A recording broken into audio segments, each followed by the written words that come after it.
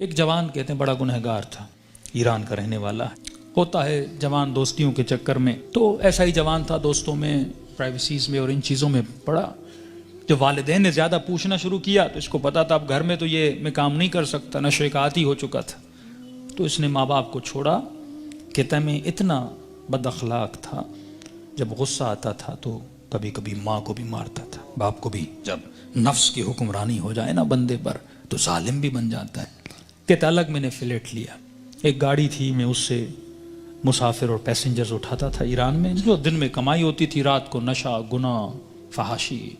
کہتا ہے محرم کا مہینہ شروع ہوا، ایام محرم آئے، 6 دن گزر گئے، میرے دوست نہیں آئے۔ میں نے فون کیا کیوں نہیں آئے؟ انہوں نے کہا کہ مصیبت کے دن ہیں، ایام ازاں ہیں، ہم گنہگار ہیں لیکن کم از کم 10 دنوں میں ہم احترام کرتے ہیں۔ تو کہتا میں غصے سے دوستوں کو آنے کی ضرورت نہیں ہے، میں نے گاڑی نکالی اور راستے کو جا رہا تھا، مسافر اٹھاتے اٹھاتے رات بہت لیٹ ہو گئی تھی، اس راستے پہ ایک میں نے لڑکی کو کھڑا ہوا دیکھا، اسے میں نے گاڑی میں بٹھایا، کہاں جانا ہے؟ کہا سیدھا جانا ہے۔ آگے چلتا گیا، اچانک نفس نے غلبہ کیا، گناہ نہیں کیا تھا اتنے دنوں سے، ذہن میں خیال آیا اکیلی خاتون گاڑی میں ہے، نیت گناہ کی، گاڑی کو میں نے موڑا۔ یہ جوان بچی محجب کہنے لگی کہاں جا رہے ہو؟ مجھے تو سامنے جانا ہے۔ میں نے وہی گناہ والے جملے بولے، اسے دعوت گناہ دی۔ کہ بچی رونے لگی تو کیسی باتیں کر رہا ہے؟ اس نے کہا میں نے تو ارادہ بنا دیا ہے۔ کہتا مجھے واسطے دینے لگی۔ اب اکیلی خاتون کیا کرے، اسپیڈ سے میں گاڑی چلا رہا ہوں، دروازے لاک ہیں۔ کہتا مجھے واسطے دینے لگی۔ ظاہر ہے ایران تو مطلب دونوں شیعہ ہیں نا۔ کہنے لگی تجھے حسین کا واسطہ، تجھے مولا علی کا واسطہ، تجھے امام زمانہ کا واسطہ، ایرانی حضرت عباس کا بڑا احترام کرتے ہیں، تجھے ابو الفضل کا واسطہ۔ کہتا میں نے کچھ بھی نہیں سنا۔ میں نے کہا یہ چھوڑ دو عقیدے کی باتیں، فلاں کا واسطہ، فلاں کا واسطہ، کس نے دیکھا ہے؟ کہتے آخر میں اس نے ایک جملہ کہا جس سے میرا وجود کانپ گیا۔ کہا تجھے نہیں پتا میں کون ہوں؟ کہا میں سمجھا بولے گی فلاں پولیس والے کی بیٹی ہوں، فلاں افسر کی بیٹی ہوں، یہ ہو وہ ہوں۔ میں نے کہا کون ہوں؟ کہا میں سید زادی ہوں، تجھے واسطہ میری دادی زہرا کا، میرا ادب نہیں کرتا، میری دادی کا ادب کر۔ کہتے پتا نہیں ایسا کیا ہوا۔ میں نے گاڑی روک لی، میں نے کہا کہاں جانا ہے؟ کہا مجلس پہ جا رہی تھی، امام برگاہ پہ اتار دو۔ کہتا میں نے جا کے اتارا، پورے راستے میں خاموش رہا، سمجھ نہیں آ رہی تھی، ایک خوف سا میرے وجود پہ طاری ہو چکا تھا۔ کہتا یہ خاتون گاڑی سے اتری اور جب جانے لگی تو مجھے کہنے لگی کہ اے جوان میں مجلس میں جا رہی ہوں، تیرے لیے دعا کروں گی، تو گناہ کرنے پہ آتا تجھے کون روکتا؟ میں اپنی دادی زہرا سے تیری سفارش کروں گی۔ میں نے سارے واسطے دیے تو روکا نہیں، لیکن جب تم نے میری دادی کا نام سنا تو رک گیا۔ اہل بیت فرماتے ہم بڑا احترام کرتے ہیں اس بندے کا جو ہماری دادی کا احترام کرے۔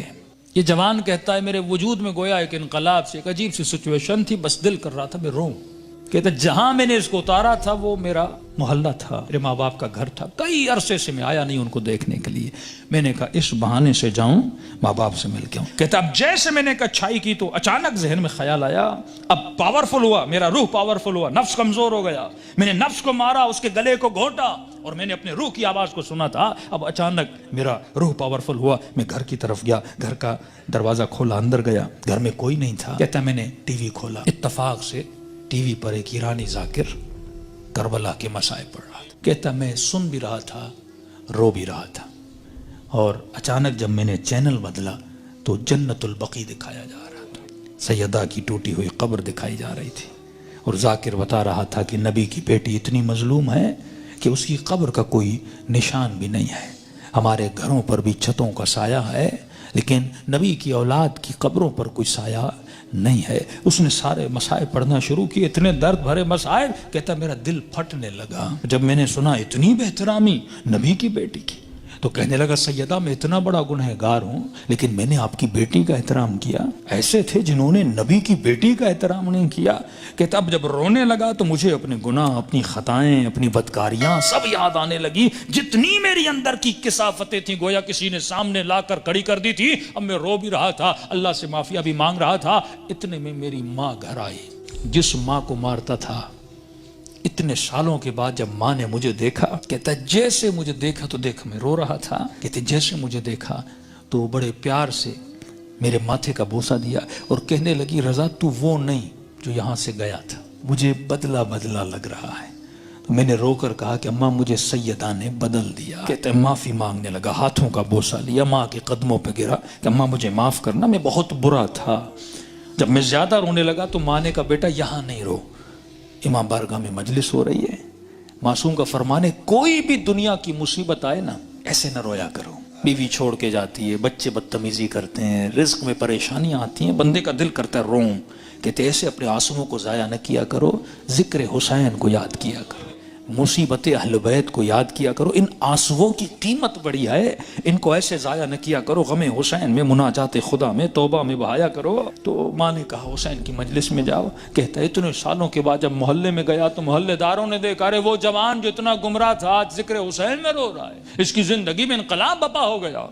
کہا کہ جب سے گیا، اس کی ماں کہتی ہے یہ خادم بن گیا حسین کا، یہ عزاداروں کے برتن دھوتا، کبھی جوتیاں بناتا، کبھی وہاں پہ ان کے لیے چائے رکھتا، دن رات خدمت کر رہا ہے کہ پورے محلے نے گواہی دی کہ یہ اس سے سچا عزادار ہم نے دیکھا نہیں ہے۔ کہتے ہیں 1-2 مہینے گزرے، ایک قافلہ بنا کربلا جانے کے لیے، تو لہٰذا اس قافلے سالار جو تھا، مسجد کا ہیڈ بھی تھا، پریزیڈنٹ بھی تھا، اس نے اسے بلایا کہ رضا ادھر آ، ایک جوان کو ہمارے ساتھ چلنا تھا جو ہیلپر تھا لیکن وہ بیمار ہو گیا ہے، میں اتنے دنوں سے سوچ رہا تھا کسے لے کر جاؤں اس کی جگہ پر، اچانک ذہن میں خیال آیا تجھ جیسا نیک جوان ہے اسے لے جاؤں حسین کی زیارت پہ۔ کہتا جیسے میں نے سنا میں رونے لگا، میں نے کہا مولا حسین کچھ دن نہیں ہوئے آپ کے قافلے میں آیا ہوں، اتنی جلدی آپ نے مجھے اپنی زیارت پہ بلا لیا۔ کہا مولا حسین کی زیارت کی، توبہ کی، واپس آیا، پھر ایک قافلہ حج کے لیے نکلا۔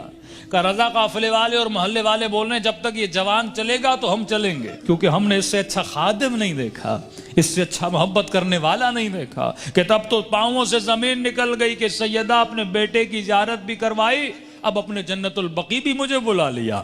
کہ اتنا بڑا شرف مجھے ملا، گویا زندگی بہار بن چکی تھی۔ جب سب کچھ کر کے واپس آیا، اس کے محلے کا ایک نیک متقی پرہیزگار تاجر تھا، بزنس مین تھا، وہ اس کے باپ سے ملا، کہنے لگا کہ میں اتنے دنوں سے دیکھ رہا ہوں ایک جوان میں اتنا انقلاب آ جائے، مجھے سمجھ نہیں آ رہا، مطلب یہ ارادے کا اتنا مضبوط ہے، یہ اور بن چکا ہے، میں چاہتا ہوں کہ اپنی بیٹی کا رشتہ اس سے کرواؤں۔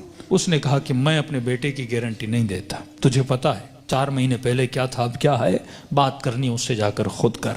اس کے پاس ہے، کہنے لگا رضا اپنی بیٹی دینا چاہتا ہوں لیکن ایک وعدہ دو۔ کہ کون سا وعدہ؟ کہ وعدہ یہ دو کہ پھر حسین کو چھوڑو گے نہیں، یہ دروازہ چھوڑ کے جاؤ گے نہیں۔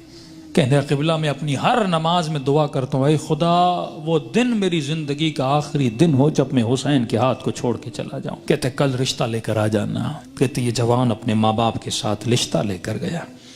جب اس کے گھر میں داخل ہو، ایران میں رسم ہے جس بچی کا رشتہ دینے جاتے ہیں وہ چائے لے کر آتی ہے، وہ بچی چائے لے کر آئی، جیسے اس جوان نے کپ اٹھایا اس بچی کی نگاہ اس کے چہرے پر پڑی، کہتے ہیں ہاتھ سے وہ ٹریل گرا اور چیخ مار کے بے ہوش ہو گئی، کمرے میں لے گئے، بڑی دیر کے بعد ہوش میں آئی، اور جیسے ہوش میں آئی زار و قطع رونے لگی، اور اس کی زبان پر بس ایک ہی نام تھا، یا فاطمہ الزہرا، یا فاطمہ الزہرا۔ ماں پریشان، بیٹی رو کیوں رہی ہو؟ ایسا کیا دیکھا؟ یہ جوان پریشان، اس کے ماں باپ پریشان، ایسا کیا ہوا؟ کہتی اماں اللہ کی قسم ہے کل رات میں نے خواب میں سیدہ فاطمہ کو دیکھا تھا، مجھے سمجھ نہیں آ رہا تھا، کل رات بی بی اسی جوان کا فوٹو مجھے دکھا رہی تھی اور کہہ رہی تھی کہ تو میری چاہنے والی ہے، جب اس کا رشتہ آئے اسے انکار نہ کرنا، اس نے میری بیٹی کا احترام کیا تھا۔ تبھی فرمایا جب تو ایک قدم اہل بیت کی طرف جاتا ہے وہ 10 قدم آگے بڑھاتے ہیں، لیکن سوال یہ ہے کہ یہ قدم اٹھیں، زندگی میں ان کو راضی کرو جن کے راضی ہونے سے خدا راضی ہوتا ہے۔